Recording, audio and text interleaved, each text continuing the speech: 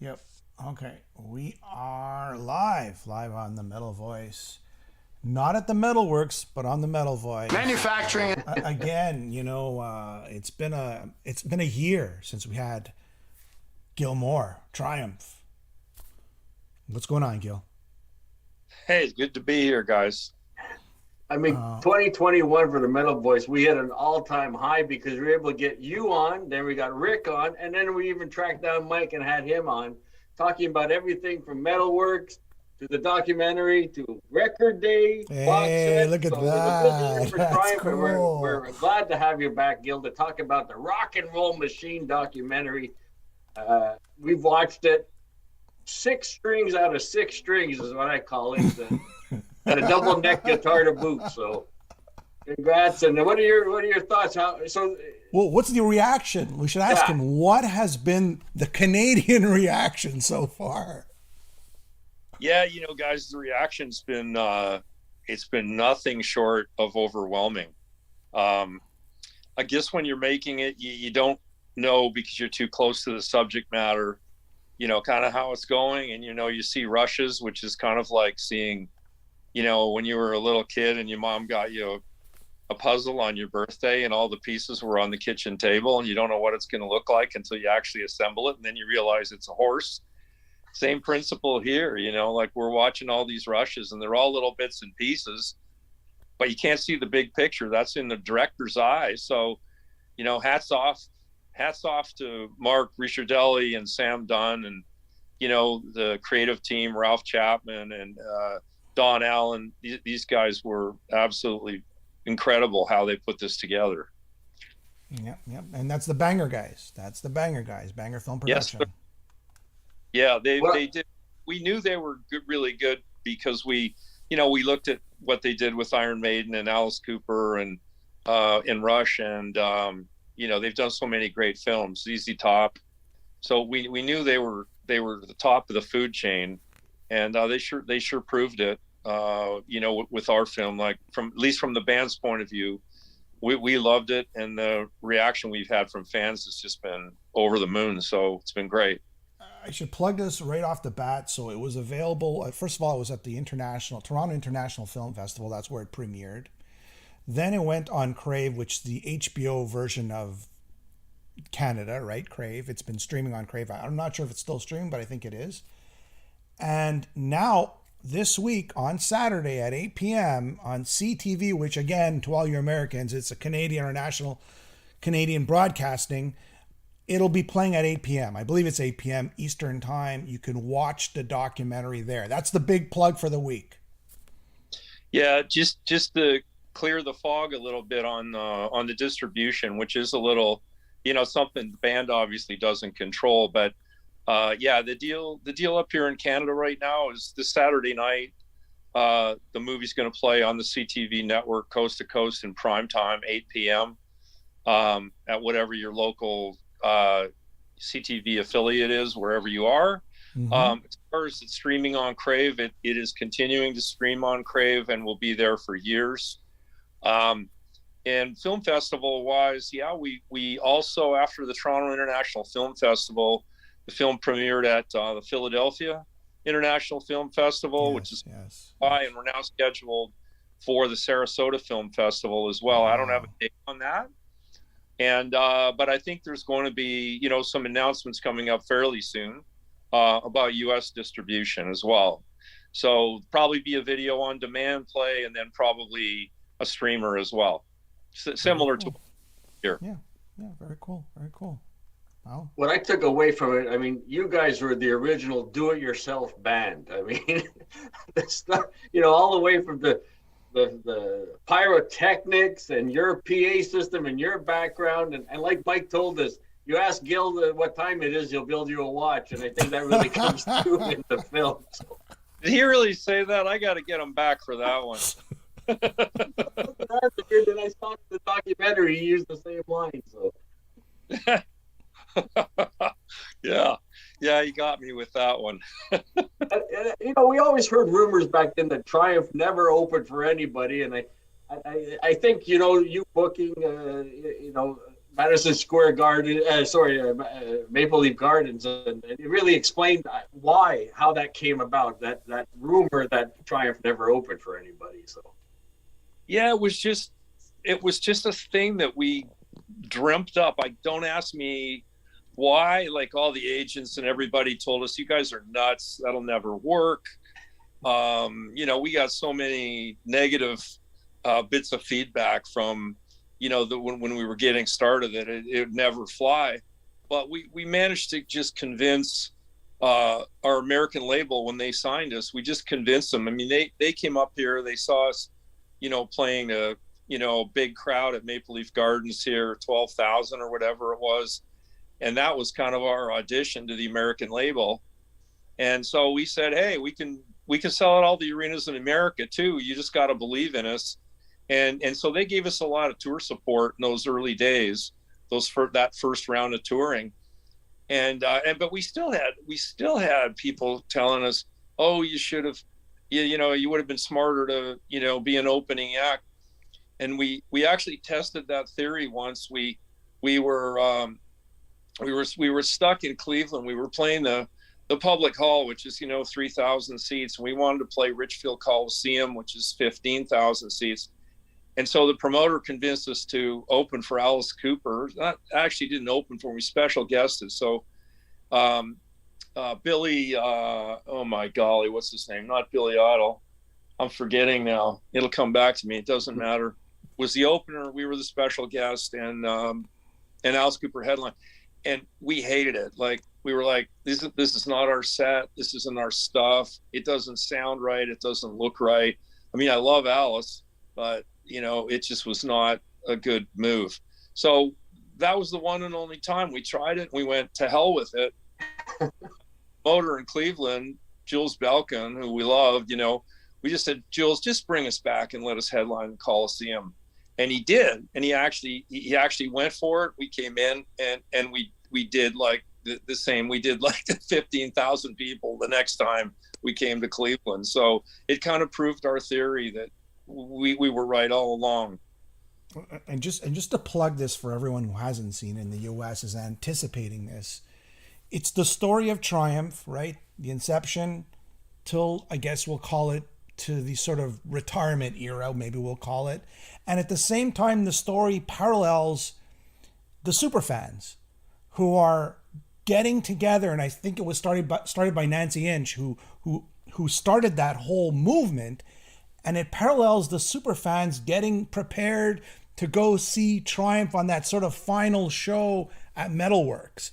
And it's filled in with heartbreak and dynamics and even cartoons. I don't want to give it all away, but well done. The story is told so well. It's just, you could watch it over and over again, and people who don't like Triumph will even enjoy it and learn something from Triumph. They go, oh yeah, I remember that song. Does that summarize it pretty good? That was a good summary.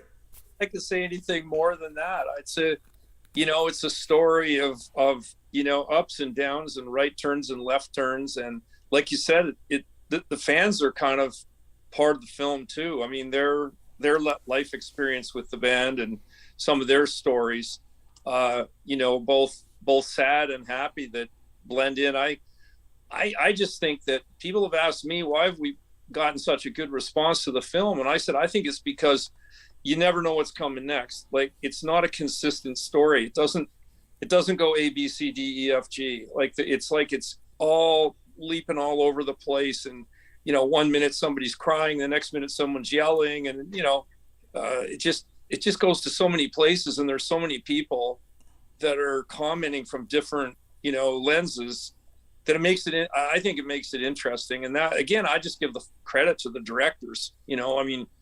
We were just it flows. What happened, their story, they're the ones that created something with it. It's a kind of movie, and I'm just going to add this last bit. It's a kind of movie that it's over, like the film is done, and you want to see more. Those type of movies, like it's not enough. I want to see more. That's the kind of film it is. Well, it's I think maybe, again, because it's a series of stories. It's woven together into one story, but really what it is, it's like you open the next door and you go, oh my God, what's on the other side of this door? You know, it's like I don't know whether it's a house of mirrors or a house of horrors or what it is. You know what I mean? There's a surprise every minute. That's how I feel about it anyway. Otherwise, I don't think I could watch it. I would be just like, I don't want to see this stuff. I was there and I know what happened. But it's kind of fun for us to watch it because all the characters and the things they say and everything, it really makes it. We interviewed Rick about a year ago, right after we interviewed you, and he was saying, you know, watching it and just watching the rushes, he said, you know, all this stuff brought back some emotions. And, you know, I thought this was in the past. I thought they were buried, but they started coming to the forefront, and you got a little bit emotional. And you can see that in the film. Did any particular scene come across that you was difficult to watch or you enjoyed watching? No, I mean, I found there were a few sad spots that were, you know, they were kind of tearjerkers for everybody, you know, I guess for the band included, but you know, it was part of the journey. It was part of the story. And it's kind of what made the, you know, the fabric of the film and the narrative, you know, interesting. If, you know, too many of them I've seen have been, you know, kind of just a straight story that's almost like a, you know, a radio interview. Well, then we went here and then we did this and then we recorded that album. Well, the trouble is everybody already knows that story. You know, I've watched music documentaries where I've come to the end of it and I go, I didn't learn anything about this band. In fact, I knew all this stuff going into it. Exactly. So I think maybe the secret that the directors really nailed with the Triumph documentary is that I think that no matter how close you were a fan of the band or anything else, like you just got hit with stuff left, right, and center that just seemed like, oh, I didn't know that. I didn't know this story, or wow, that was different. You know, I think it's that sort of series of twists and turns that make it, you know, interesting. The fandom, that's what I learned. The fandom, like how many, I guess it's because you went away too early, right? And when bands sort of, we'll call it retire early, they just, you left on a high note. That's what it was. You didn't leave on this sort of tragic end. A lot of people asked me, I got Ron saying, is there going to be a DVD and will that include bonus material? And I'm sure there's a lot of material that wasn't included in the documentary. Yeah, there's going to be a DVD for sure. I know they've started working on the packaging and the artwork. Bonus material, I am not sure. Again, that's the film company's decision. So it'll be whatever they decide, but like certainly the band is not against it. And I think that they're targeting it for late summer, early fall for the DVD release. And that'll be available everywhere worldwide. Very cool. When Jerry did an interview with Rick earlier, about 6 months ago, he was saying like this is kind of Banger found a narrative, went through the footage, and you know they had to build the film, constructed like you had mentioned. And we're just wondering, you know, I just lost my train of thought here for a second, but perception. Yeah. When you three are sitting down, and do one of you feel, oh, you know what, maybe it's not my story, it's not Triumph's story, or did everybody feel like the story was well represented with each band member? Well, I know I did. I remember, you know, in an early cut, when the director said, what do you think? I said, you need to get more of Mike Levine's perspective. Like, it seems like this film is all me and, you know, Rick and I, and I'm not hearing Mike's voice enough. And they listened to me and they you know, they added, they thought it was kind of out of balance, because the one funny thing about our group was that, you know, the three of us, as similar as we were in terms of our intent and what we were trying to do musically, you know, as individuals, I don't think we could be more different, you know, and maybe that's why we were, you know, good working together for many years. You know, I get the fact that, you know, the film, you know, also talks about, you know, the breakup of the band, or whether it was a breakup or stopping playing, whatever the case may be. But like you said, you know, we stopped when it was appropriate. based on what was going on in our lives. And each one of us was in a different space at that point in time. For me, it was all about my dad. And, Rick, it was a different story. And, Mike was, kind of caught up in it between us. So I don't have any regrets. I really don't. And I think that in the film, I think if you were a fan of the band or just a casual observer, you really heard all three voices pretty loud and clear as to what they were thinking and feeling and what the journey was like. Yeah, I think the perspectives of everybody is well represented. And, going back, hindsight being 2020, looking back, like you said, that was a difficult time for everybody. Do you think taking a space, taking a rest and stopping the rock and roll machine, putting that aside and coming back to it maybe a little longer, would that have helped at that time? I think that's an individual question. I know for me, I was not going to go back to the touring life. I made a really, really, to me, a very positive decision at that point that was based on family, from two perspectives, wanting to be in Toronto and have a stable existence, raise my kids properly, but also to look after my mother, because I'm an only child. She was left alone after my father passed.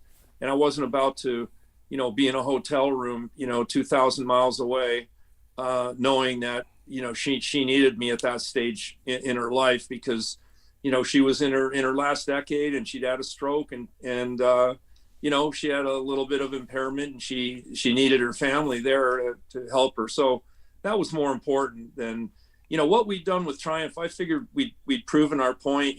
We came out of Canada. We were like, hell bent for election to try to, make it big in America, which is what all the bands that we, were surrounded by, we're all trying to do. And we got there, but, once we've gone around that circuit, like 5 or 6 times, and all those cities feel like, whether it's Detroit or San Antonio or, Baltimore or San Francisco, they all start to feel like, man, oh man, good old crowd here. We know these folks, and you're kind of starting to repeat yourself. You're kind of starting to feel like, hey, I've done this. Now, I have no quarrel with, the bands that just decided to go on and on and on forever, like with the Rolling Stones at the top of the heap, God bless them. That's what they want to do. And I know personally a couple of artists that have said, they just want to die on stage. They just want to keep going until, that it's over, literally die on stage. And that's not me. Mike and Rick, I mean, they got their own individual feelings about it, but I don't think there's that much disagreement about, the way things ended. I think that we've resolved whatever differences we had. And I think Mike feels good about Triumph and, what our career was. And I think Rick the same way. And, to this day, with the loyalty we still get, it's just incredible. And going through this process with, the film and all the Hall of Fames that we've done, including yours, it's been a great ride at this stage. And we should also mention Triumph was inducted into the Metal Hall of Fame just a few months back, maybe 6 months back now. And just so you know, Gil, that on Amazon and I believe Apple TV and all the rest of the streaming services, it will be available so people can watch it there too. But I'm not sure. Yeah, I think it's happening in the next few days. So everybody stay tuned to that. Triumph inducted into the Metal Hall of Fame. Of course. We're interviewing David Bellino. He did the documentary, The Guest List, The Most Dangerous Nightclub. Is that what it was called, Alan? The Most Dangerous. It's when Great White played. What was it called? The Deadliest Concert in America, which unfortunately happened in Providence, Rhode Island with Great White. We recently interviewed him. We interviewed him, and we couldn't help but to think, the bands like Triumph and other bands like Triumph who used Pyro back in the day, did it ever concern you and worry you? I mean, because as fans, we were there. We were at those clubs, and, we watched, we experienced it, and you guys were on stage. Was Pyro, did you ever get scared of this whole Pyro thing? I personally didn't, but I was the pyromaniac in the band. Yeah. Like I said in the movie, pyro is mandatory, right? So, that tragedy to me it could have been avoided with, kind of some common sense. I mean, it was a low ceiling and it was flammable. So I don't know what the pyrotechnician was thinking in that environment. In arenas, it's a whole different deal. I mean, you're dealing with, a ceiling that's 40 feet or more up there for the most part. And so, the flames and stuff dissipate. I mean, we did some damage to ourselves one way or the other. We all sort of got burned at one time or another. But I don't think we ever burned a fan or anything. We burned a couple stages. We got in trouble for that, but it was, I will say this, I think we were young and foolish. And I think that we know a lot more about safety now, right across the board. I mean, look at these wind events that have knocked stages down and killed people. Yeah. I mean, through that, when we played Rocklahoma, for example, which was one of our, kind of, I'll call it one of our two reunion shows, like Sweden Rock, and then we came over to Dallas and went up to Pryor, Oklahoma, and played that show. The very, very next day, like tornado kind of gale winds came through there, and literally this very stage we had played on the night before was, kind of just turned into twisted metal. Wow. So, I think it's, the rock and roll shows they're certain areas are dangerous. Pyro is one of them.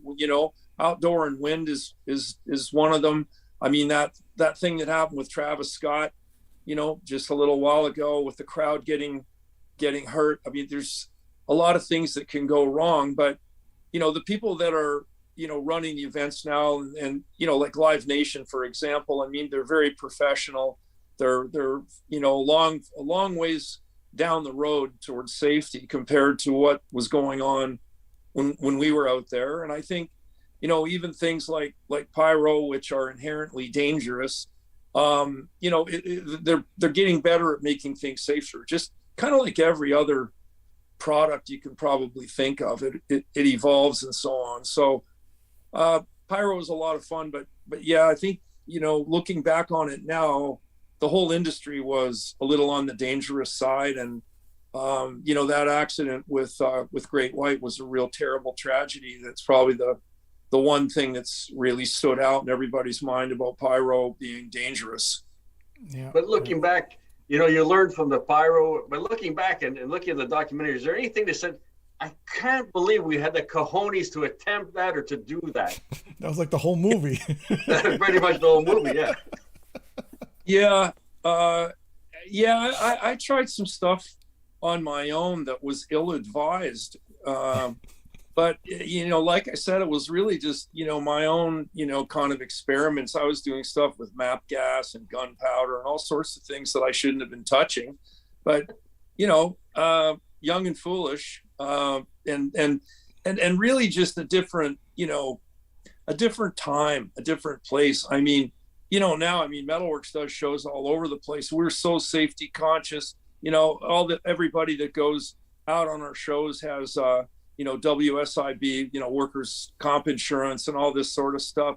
Our steel and stuff is all inspected. I mean, we're so safety conscious now. And that's really just what's happened in the industry. So bands are all beneficiaries of the evolution of the production business getting more safe. So I don't think you'd never see a scenario like that Great White accident happening again in all likelihood. And I know if we were back out there, it would be a different story in terms of how pyro would have been deployed. But yeah, we were I think some of the things we did maybe were a little edgy. I say when I look back on it. All right, some shout outs from people who are texting. Okay. Metal Madness, effin' legend, Gilmore, my biggest bucket list band. I miss seeing them back in the 80s. Roberto Santa Ann, listen to this one. This is one of my favorite bands. I love trying. My dream is to see them live in Canada or where I live in Brazil. There's so much love here. Tim says, was Triumph the first band to say was Triumph the first band to say in a song that their music style was heavy metal? What's another day of rock and roll? Could have been Steppenwolf though. Well, I it's guess, an interesting question because we've been asked that one before, and you're right. Like the lyric "Heavy Metal Thunder" preceded us mentioning heavy metal in "What's Another Day of Rock and Roll," and but it was funny when John Kay, uttered those words, "Heavy Metal Thunder." It wasn't sort of referring to heavy metal music. It was just those two words strung together.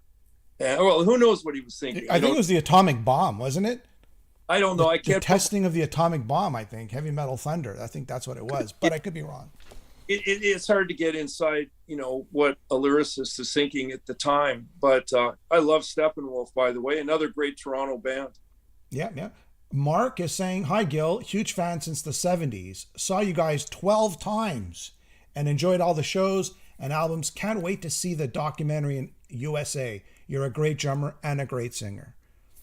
So that's very, very Tom? it's hard, humbling stuff, but certainly will appreciate it. Let's say that.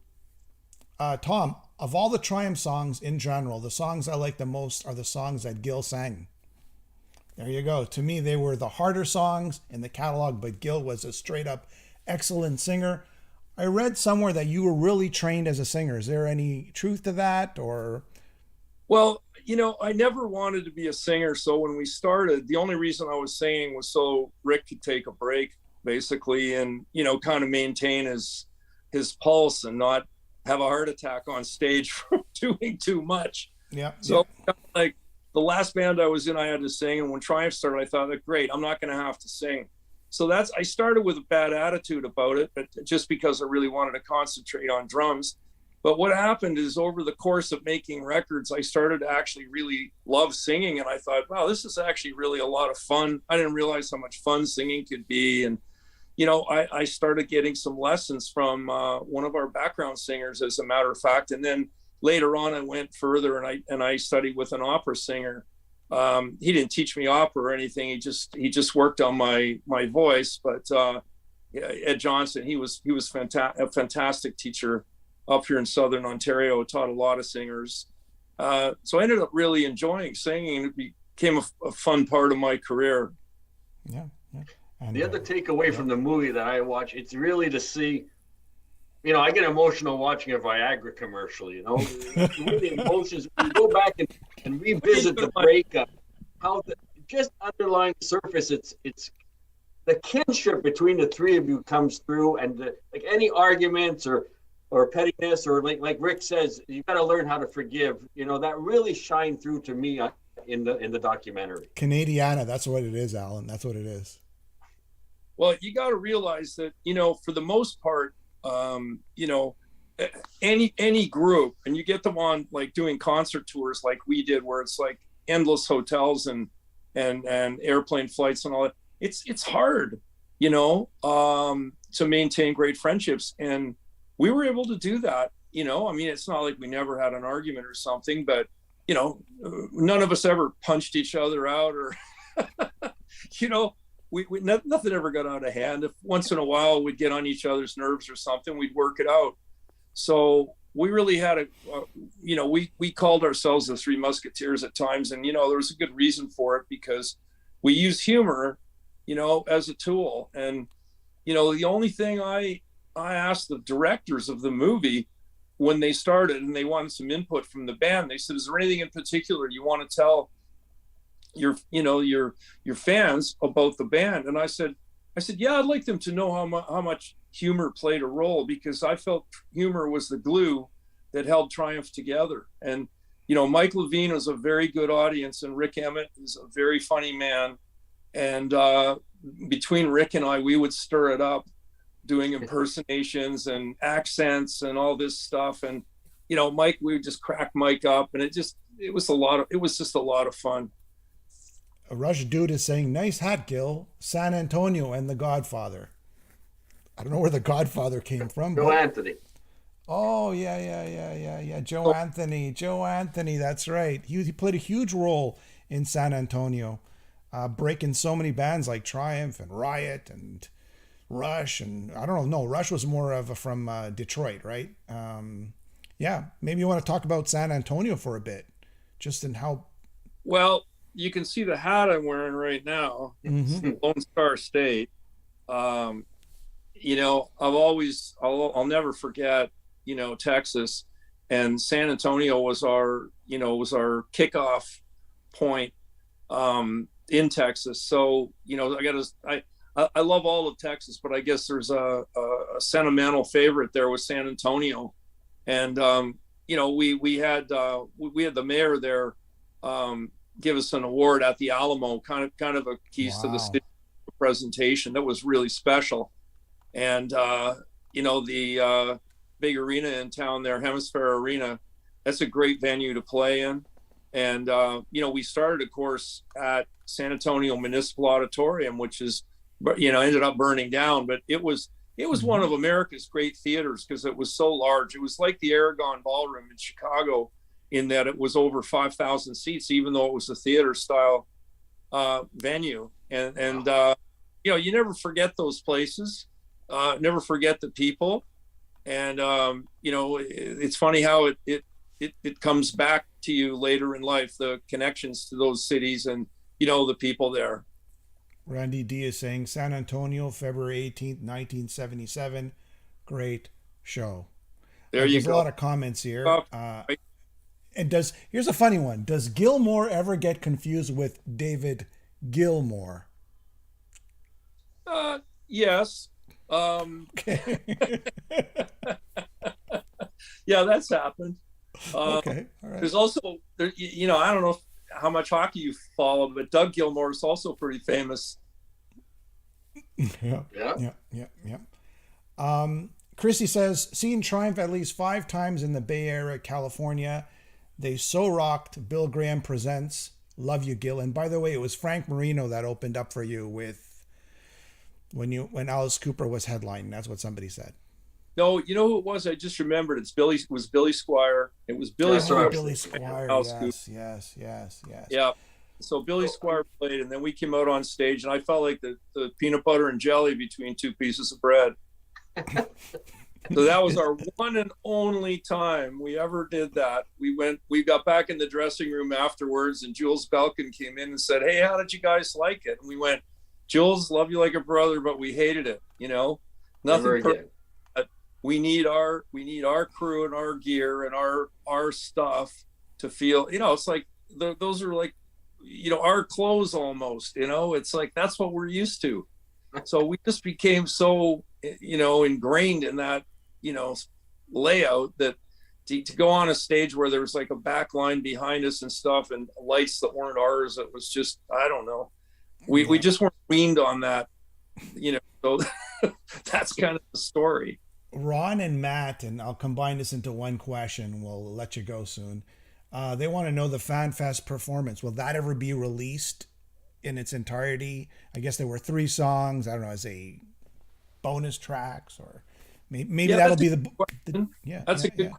I don't have a definitive answer, but I would say they may be, because they were all recorded and they're all in the can, so to speak. So there's no reason why that couldn't happen. So I'll definitely take that suggestion to Mike and Rick. Yeah. Again, the Rock and Roll Machine documentary, I learned a lot watching it. Like you said, it wasn't one of the ones I've heard the story 32,000 times. And you know, it was great. I learned a lot from it. It was a great watch. The humanity comes through. The chutzpah of what you did early on in your career definitely comes through. And yeah, I highly recommend it for everybody that's watching us here and watching afterwards to definitely tune into the Rock and Roll Machine. So on CTV, right?